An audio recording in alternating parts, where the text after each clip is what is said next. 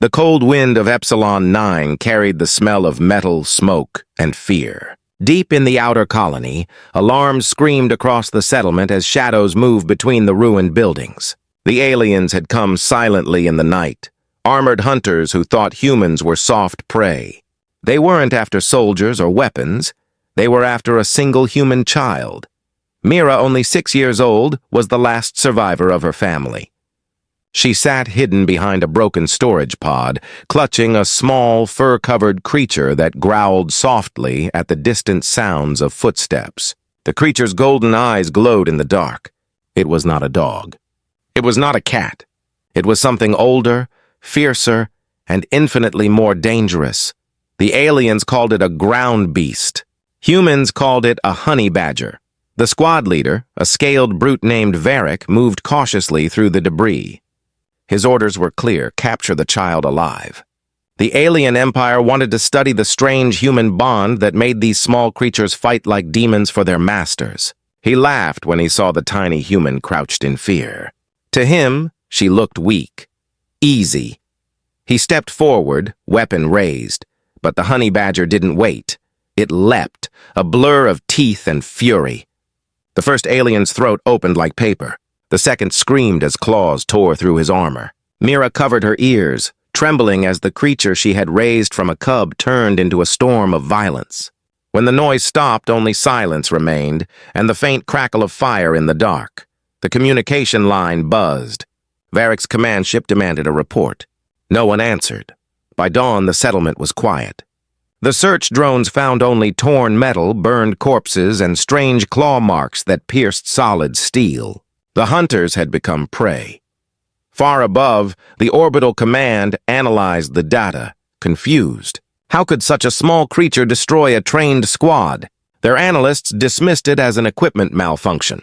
But one old general who had once fought humans on Earth knew better. He looked at the image of the child hugging her strange, deadly companion and whispered, "They made the same mistake again. They forgot who humans truly are." Down below, Mira sat by a campfire, feeding scraps to her honey badger. Its fur glowed softly in the light, eyes watching the shadows. She whispered, "We'll be okay, Bricks. They won't hurt us again." The creature only growled quietly, as if it already knew war had just begun. The galaxy would soon learn the truth. When humans bond with something wild, no empire can stop what comes next. News of the failed mission spread fast through the alien fleets. The images from the body cams, what little survived, showed flashes of claws, screams, and static. Most dismissed it as propaganda. A feral animal could not destroy trained hunters. But Commander Varrock of the Trask Dominion didn't believe in luck. He'd lost his brother in that raid, and he wanted answers soaked in blood. Days later, a dark warship broke orbit over Epsilon 9. The aliens came again, this time in force. Dozens of soldiers, armored drones, and fire support units. They swept through the ruins of the human colony, scanning heat signatures, searching for the child and the creature that had humiliated them. Mira didn't understand why the sky burned again. She only knew one thing. When the air filled with the hum of ships, her honey badger Bricks became still as stone. Its golden eyes glowed like tiny suns. It didn't fear. It calculated. From a ridge above the settlement, Mira watched the alien patrols move through the ruins. She whispered, "They're back, Bricks." The creature growled low, the kind of sound that made every instinct in a predator's heart scream run. The aliens spread out, confident. They moved slowly, marking targets and preparing to trap whatever beast had killed their soldiers. Then their scanners picked up movement. Fast, low, impossible to track. "Sector 7, contact," one shouted. But before his words finished, something hit him so hard his armor folded inward. Another was pulled into the dark and vanished. The drone spun wildly, firing into shadows. Bricks moved like a ghost, every strike precise, every kill silent. He didn't roar or scream. He hunted. Mira stayed hidden, clutching a small device she found among the ruins, a human distress beacon. It flickered weakly. "Mom said humans always come back," she whispered, pressing the button. Above the planet, deep in the void, an old Terran patrol ship picked up the signal. The AI on board analyzed the code. Unregistered human colony distress, priority red. The ship changed course.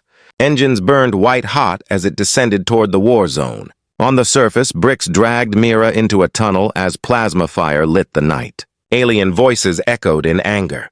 "Find the beast! Find the child!" Bricks paused, sniffed the air, and looked toward the sky. His instincts told him something the aliens didn't yet know, something old and human was coming home. For the first time, the galaxy would see what it meant when humans answered a call for help.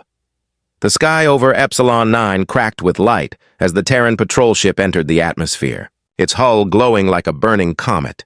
Inside, Captain Aaron Hale stared at the distress signal flickering on the holoscreen, a child's beacon from a colony long thought abandoned.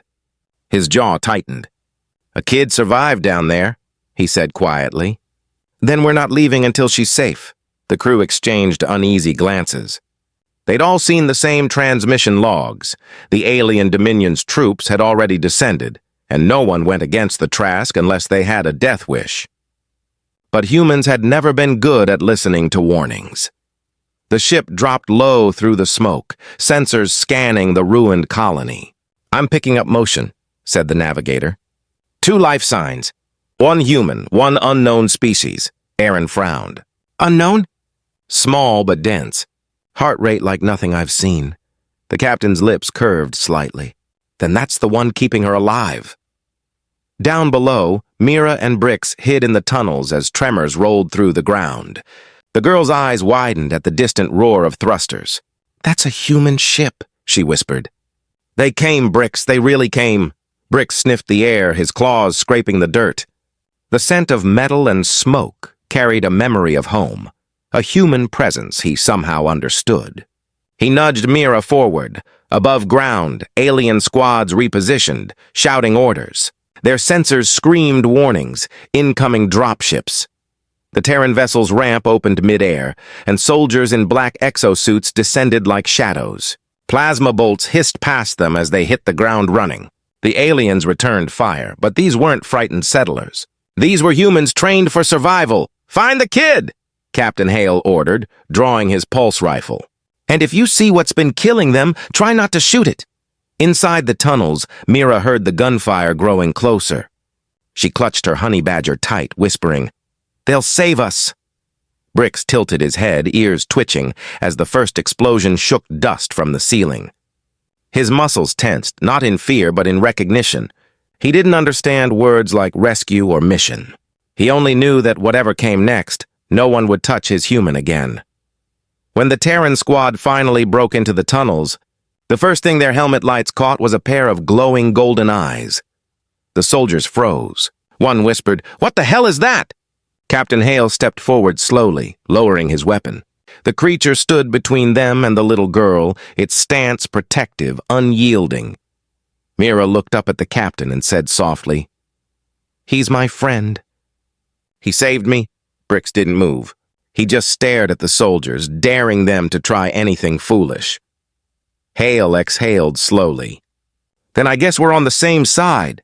Above ground, the aliens regrouped, unaware that their hunt had turned into something far worse. Human reinforcements had arrived, and the honey badger was no longer alone. Night fell heavy on the shattered colony. Smoke coiled through the ruins as flashes of gunfire lit the darkness. Captain Hale's team had found the girl, but they hadn't found safety. The Trask army was closing in from every direction, hundreds of soldiers hungry for vengeance. "Evac ship won't reach us for another hour," the comm officer said. "We won't hold that long." Hale's jaw tightened. "Then we make it an hour they'll never forget." He looked toward the small figure huddled beside a shattered pillar, Mira holding her honey badger close. The creature's fur shimmered faintly under the emergency lights, golden eyes cutting through the dark like fire. It wasn't scared. It was waiting. The first alien wave came without warning. Energy bolts ripped through the ruins, exploding walls into dust. Humans returned fire with deadly precision, their rifles lighting up the battlefield. But for every alien that fell, 3 more appeared, pushing closer. "Captain, they're flanking left!" Before Hale could respond, a roar, not human, not mechanical, split the air. Bricks shot forward like a meteor, slamming into the alien line. He moved faster than the eye could track, claws tearing through armor, teeth breaking bone. The aliens panicked, firing wildly. Plasma hit their own ranks as they screamed in confusion. The honey badger tore through the enemy like a living weapon, leaving chaos in his wake. Every soldier who tried to stand their ground fell within seconds. Hale blinked at the carnage. "Remind me never to make that thing angry," one of his men whispered. "That's not a thing, sir. That's vengeance wearing fur." Mira watched from cover, her small hands trembling, but not from fear. She was proud. Every strike, every growl, carried the same message her mother once told her. Humans never run from monsters. They make monsters run. Then the second wave hit. Heavy armor units rolled forward, mechanical beasts with mounted cannons. The ground shook. "Bricks!" Mira screamed as explosions rocked the ruins. The honey badger turned, eyes flashing with fury, but even he couldn't take on tanks. Hale grabbed the girl and pulled her close. "We're not leaving him!" she cried. "You'll see him again," Hale promised, though he wasn't sure. He looked up at the sky, voice hard. "Control, we need that evac now!" The clouds split open as the Terran evac ship burst through the smoke, guns blazing. Missiles streaked down, turning the battlefield into fire. Through the inferno, a black shape leapt from the flames. Bricks, bloodied but alive. He landed beside the girl, fur scorched, eyes still burning bright. Mira hugged him tight, tears mixing with ash. The ship's ramp opened.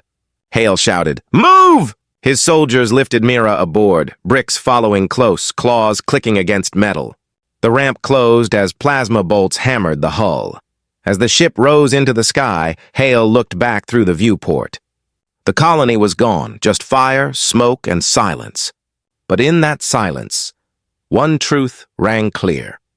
A child and a honey badger had stood against an empire and survived, and now the galaxy would have to answer for it. The Terran evac ship roared through the atmosphere, engines straining under the damage it had taken. Inside, the air reeked of smoke, blood, and burnt metal. Mira sat wrapped in a thermal blanket, her small fingers tangled in Brix's fur. The honey badger lay beside her, half covered in scars, chest rising with slow, steady breaths. He looked exhausted but unbroken. Captain Hale stood near the cockpit, staring at the tactical display. Red dots, enemy interceptors, filled the screen like a swarm of angry insects. "They're coming for us," said the pilot grimly. "Let them," Hale muttered.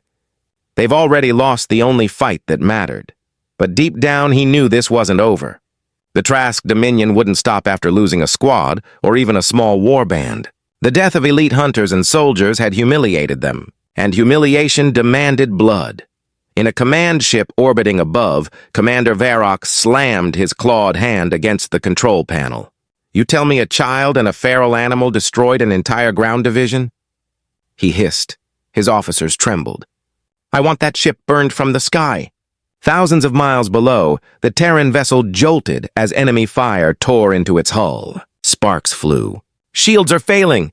The pilot shouted. "Evasive maneuvers! Get us to orbit!" Hale barked, gripping the console. Mira's frightened voice cut through the chaos. "Captain Bricks, he's hurt!" Hale knelt beside her, inspecting the creature's wounds. The honey badger's breathing was ragged, blood matted in his fur. But when Hale touched him, Bricks growled softly, still defiant. "He's tougher than we are," Hale said quietly. "He'll make it." Outside, 3 alien fighters closed in. The ship rocked as another blast hit the port engine. Warning lights screamed. "We're losing altitude!" "Not yet," Hale muttered. He turned to his gunner. "Fire everything we've got." Missiles streaked from the Terran ship, slamming into the enemy fighters. 2 exploded instantly, debris scattering through the clouds. The third dodged and swung around for a final attack, until something unexpected happened. Bricks stirred.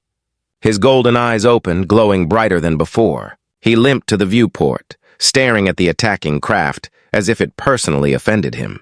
Then, with a low growl, he leapt toward the back of the ship, straight into the maintenance hatch. "Mira, no!" Hale shouted, but the child was already chasing after him. By the time the crew reached the hatch, both were gone. Outside, in the roaring wind, the honey badger clung to the ship's exterior, claws dug into metal, Mira gripping a safety cable beside him. The enemy fighter swooped in, plasma cannons charging. Brix bared his teeth. In one impossible moment, the creature launched off the Terran hull, landing on the alien fighter mid-air. Claws ripped through glass and steel. The pilot didn't even have time to scream before the ship spiraled out of control. Erupting in fire, Mira screamed as debris rained down, but then, through the smoke, a small shape emerged. Gliding back toward them, the pilot yanked open the hatch. Brix slammed back onto the deck, fur smoking but alive. The crew stared, speechless. "Remind me," Hale said, shaking his head, "never to call that thing an animal again." Brix curled beside Mira, chest still heaving, while the captain gave the order. "Set course for Earth Command. The Dominion just declared war, and we're bringing the reason why." As the stars stretched into lines, Mira whispered to her companion, "You saved us again." "Brix!" The honey badger's eyes half closed, but his claws never relaxed. Somewhere deep in his instincts, he knew the hunt wasn't over. No one hunted his human and lived to tell the story. The Terran ship broke through the darkness of space, engines screaming as it jumped into the safety of Earth Command's defense perimeter. Flames still trailed from the hull, and the metal creaked like an old wound that refused to close. Inside, the silence after battle felt heavier than the war itself. Mira sat in the med bay, holding Brix's head gently in her lap. The honey badger's fur was torn and bloodied, but his eyes, those fierce molten gold eyes, still burned with life. Every now and then he twitched, as if his dreams were full of battles not yet finished. Captain Hale stood outside the glass, watching them. "She's just a kid," he muttered. "But what she survived, most soldiers couldn't," the medic nodded. "And that thing?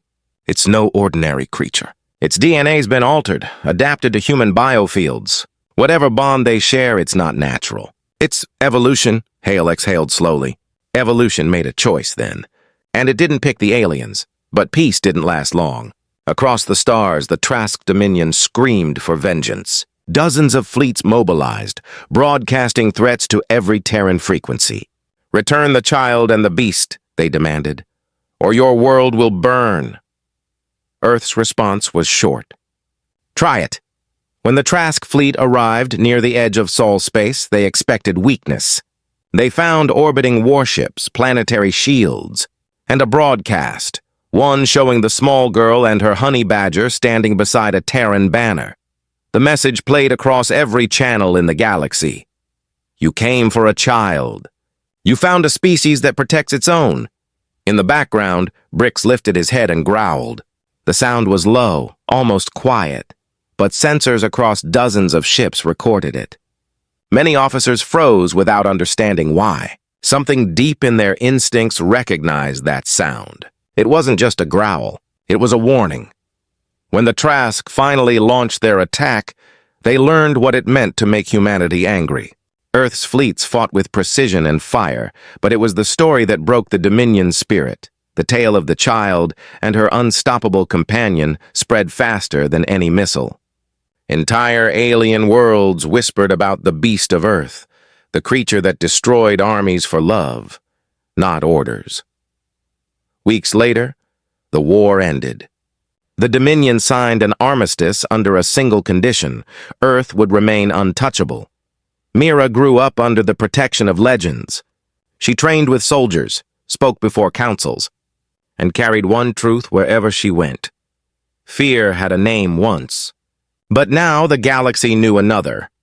And every night, in the quiet of her quarters, Brix lay at her feet, still scarred, still watching the door. Because even after peace, the honey badger waited for the next fool who might forget why humanity was never prey. The galaxy didn't speak the words aloud anymore. But across 1,000 worlds they remembered the story that began it all. They hunted the human child until the honey badger arrived first.